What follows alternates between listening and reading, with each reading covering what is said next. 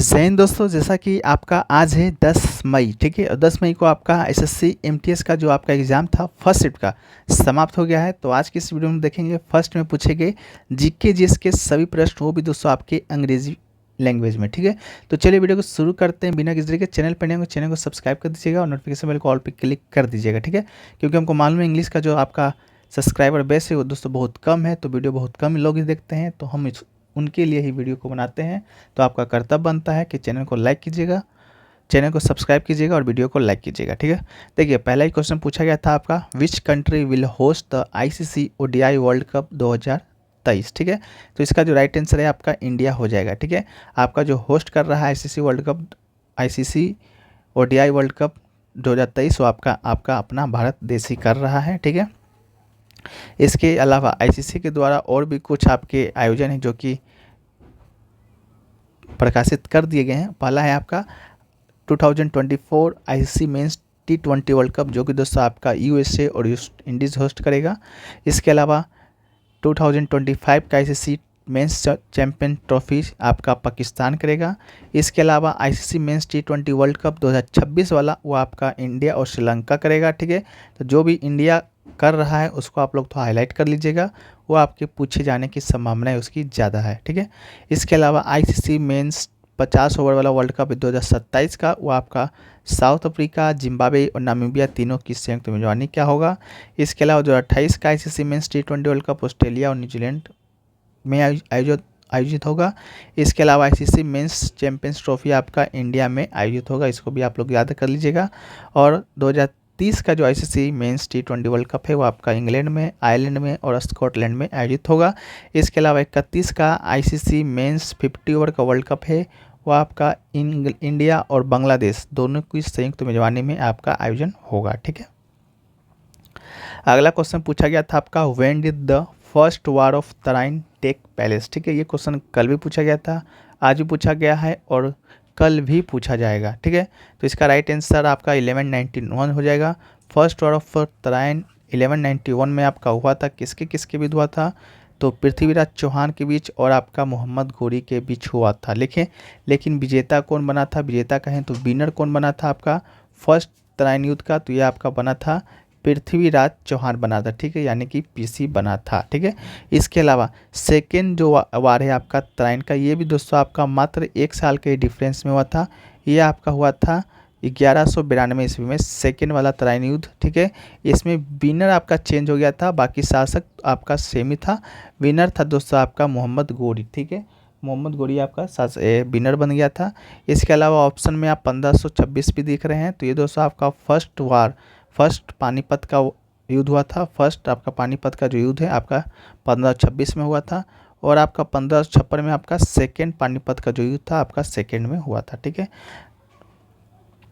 इसके बाद बात कर लें आपका जो तराइन क्षेत्र है, तराइन जो जगह का नाम है वो आपका कहाँ पर है, तो आपका हरियाणा में है, ठीक है। अगला क्वेश्चन है कि विच musical instrument is Ustad Amjad Ali Khan associated, ठीक है। तो इसका राइट आंसर आपका सरोद हो जाएगा।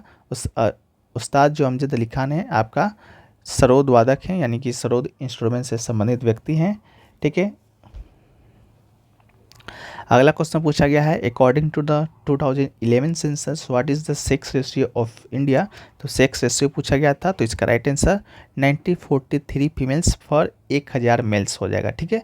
आपका सेक्स रेशियो निकाला ही जाता है कि 1000 मेल पर आपका कितना फीमेल है, उसी के अनुपात को हम लोग क्या कहते हैं, सेक्स रेशियो कहते हैं।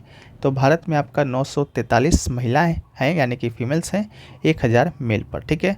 इसके अलावा बात कर लें आपका कि सबसे ज़्यादा यानी कि हाईएस्ट सेक्स रेशियो आपका किस राज्य का है, ठीक है। तो हाईएस्ट जो सेक्स रेशियो है वो दोस्तों आपका केरला का है, ठीक है। तो इसको भी याद कर लीजिएगा, कल पूछा जा सकता है कितना है, तो 1084 आपका सेक्स रेशियो आपका है केरला का। इसके बाद सबसे लोएस्ट किसका है, तो लोएस्ट में बात करेंगे तो ये शायद आपका दोस्तों हिमाचल प्रदेश का है, ठीक है। हिमाचल प्रदेश का आपका सबसे लोएस्ट आपका है सेक्स रेशियो, ठीक है। एक क्वेश्चन अगला पूछा गया है कि which ministry launch the PM Svanidhi scheme, ठीक है, कि पीएम स्वनिधि स्कीम है जो कि किस मिनिस्ट्री के द्वारा शुरू किया गया था। तो ये दोस्तों आपका किसके लिए शुरू किया गया है, तो ये आपका union ministry of housing and urban development, ठीक है, इनके द्वारा शुरू किया गया है। किस लिए शुरू किया गया था? तो फाइनेंशियल सपोर्ट के लिए। स्मॉल जो शॉपकीपर होते हैं, स्ट्रीट वेंडर होते हैं, उनको फाइनेंशियल सपोर्ट देने के लिए आपका पीएम स्वनिधि योजना को लॉन्च किया गया था, ठीक है। ये कब किया गया था? शायद आपका जून 2022 में किया गया था। एक बार आप लोग देख लीजिएगा, जून 2022 था या 2020 था, थोड़ा सा कन्फ्यूजन है।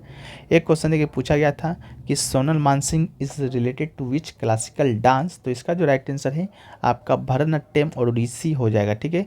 जो भरतनाट्यम उड़ीसा इसका राइट आंसर है। सोनल मानसिंह आपका इस prominent Indian classical dancer who specialize in Bharatanatyam and Odissi, ठीक है। तो आपका राइट आंसर हो जाएगा।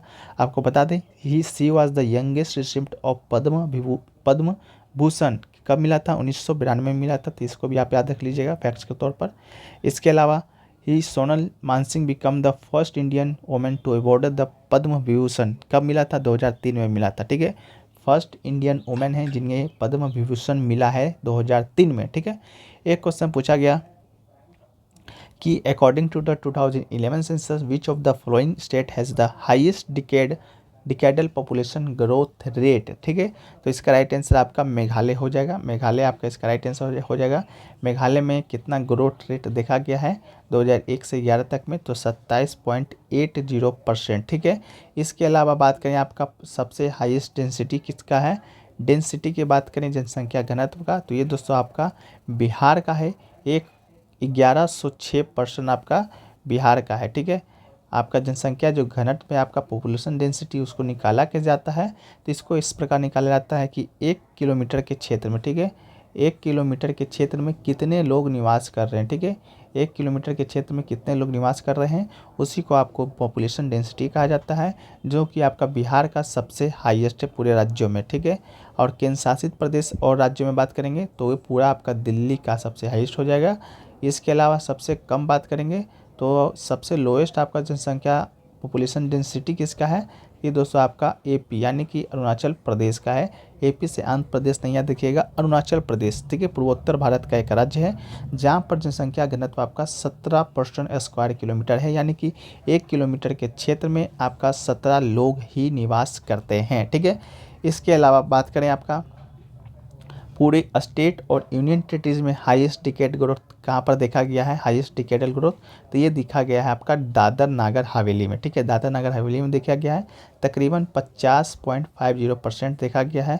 इसके अलावा लोएस्ट ग्रोथ रेट की बात करेंगे तो लोएस्ट ग्रोथ रेट देखा गया है आपका सबसे कम आपका नागालैंड में नेगेटिव देखा गया है। इसके बाद आपका केरल में देखा गया है 4.86%, सबसे लोएस्ट नागालैंड में, फिर सेकेंड लोएस्ट आपका केरल में, ठीक है। चलिए अगला है आपका कि Pung Cholom is the folk dance of which state. तो ये दोस्तों आपका मणिपुर का राइट आंसर हो जाएगा। Pung Cholom is folk dance of Manipur. Pung Cholom literally means roar of the drums, ठीक है। It is soul of Manipuri sankirtan music and classical Manipuri dance, ठीक है। अगला है आपका who is the chairman of UPSC, ठीक है। यूपीएससी का चेयरमैन कौन है वर्तमान में करंटली में? तो डॉक्टर मनोज सोनी जी हैं। तो इसका राइट आंसर क्या हो जाएगा? डॉक्टर मनोज सोनी हो जाएंगे, ठीक है। यूपीएससी की बात करेंगे दोस्तों तो इसका जो फुल फॉर्म होता है आपका क्या होता है? तो आपका होता है यूनियन पब्लिक सर्विस कमीशन, ठीक है। इसका फुल फॉर्म होता है यूनियन पब्लिक सर्विस कमीशन, ठीक है। इसका आपका एक अध्यक्ष होता है और आपका 10 मेंबर होता है, ठीक है। सभी सदस्यों का जो कार्यकाल होता है आपका 6 वर्ष होता है या आपका 65 वर्ष होता है, यानी कि 6 वर्ष पहले हो जाए या आपका 65 वर्ष पहले हो जाए। मान लीजिए आज है आपका 10 मई, ठीक है। तो आज से कोई आपके यूपीएससी के सदस्य बनता है तो आप इनको 6 साल तक यूपीएससी के सदस्य रह सकते हैं। मान लीजिए कि इनका आयु आपका 62 वर्ष है तो 65 वर्ष हो जाएगा 3 साल के बाद, तो ये 3 साल के बाद ये आपका क्या हो जाएंगे? रिटायरमेंट हो जाएंगे, ठीक है। तो इसका मतलब यही हुआ। अगला है कि वेयर इज़ द रोपन फार्मिंग डन, ठीक है। तो इसका राइट आंसर क्या हो जाएगा? ट्रॉपिकल रीजन में, ठीक है। ऑप्शन में ट्रॉपिकल रीजन दिया गया था तो आपका राइट आंसर हो जाएगा plantation agriculture is mainly found कहाँ? तो tropical region of the world, ठीक है। एक क्वेश्चन पूछा गया था वेयर वाज द प्रार्थना समाज इस्टेब्लिश, ठीक है। ये क्वेश्चन भी रिपीटेड पूछा गया है कल परसों 3-4 दिन से क्वेश्चन आपका बार बार पूछा जा रहा है।